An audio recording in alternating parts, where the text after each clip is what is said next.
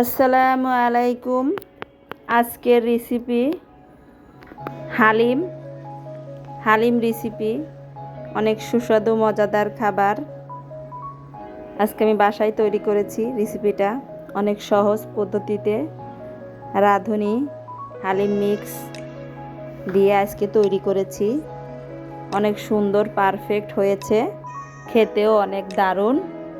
আপনারা সবাই বাসায় ট্রাই করবেন। গরুর গোশত দিয়ে হালিম রেসিপি অনেক টেস্টি, মজাদার ও স্বাস্থ্যকর।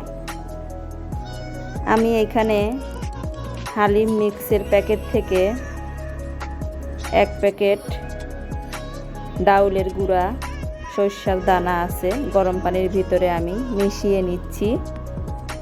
এটা 1 ঘন্টা পর্যন্ত আমি গরম পানির ভিতরে ভিজিয়ে রাখবো।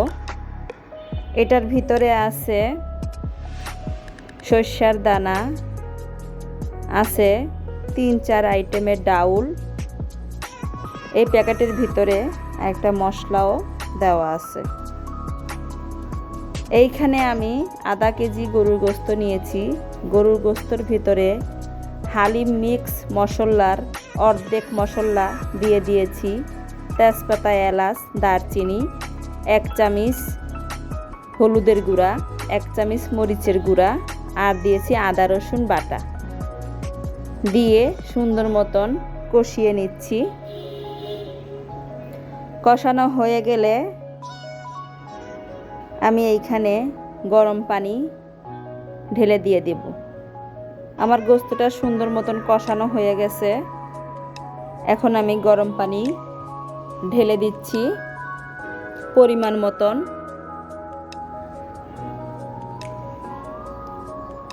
দিয়ে নেড়ে চেড়ে গোশতটা সুন্দর মতন সিদ্ধ করে নিব।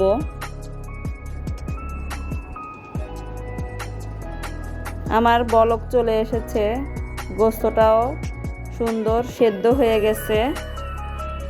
এখন আমি 1 ঘন্টা আগে ভিজিয়ে রেখেছিলাম ডালটা, সেটা আমি ঢেলে দিয়ে দিচ্ছি। মিশিয়ে সুন্দর মতো নেড়ে চেড়ে নিব। এখন এটাকে আস্তে জালে রান্না করতে হবে আর একটু পর পর নেড়ে দিতে হবে, কারণ এখানে ডালের মিশ্রণ আছে, নিচে লেগে যাবে। একটু পর পর নেড়ে দিব।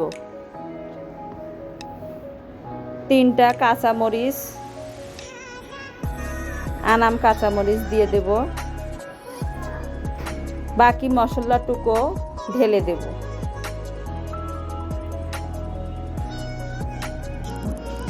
অর্ধেক গরুর গোশতের ভিতরে দিয়েছিলাম রাঁধুনি মিক্স, আর অর্ধেক রেখে দিয়েছিলাম শেষে দেওয়ার জন্য।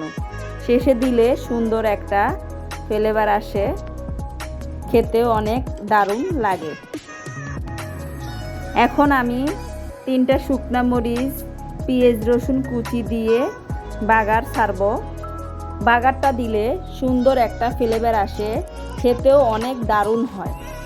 আপনারা সবাই বাসায় ট্রাই করবেন,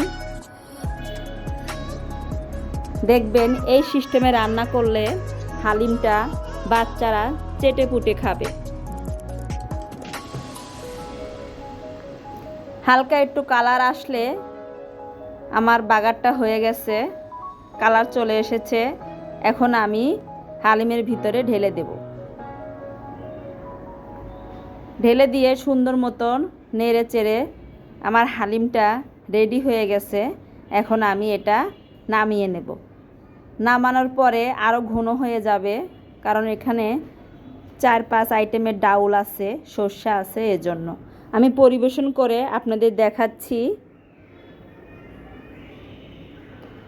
আমি একটা বাটিতে সার্ভ করছি।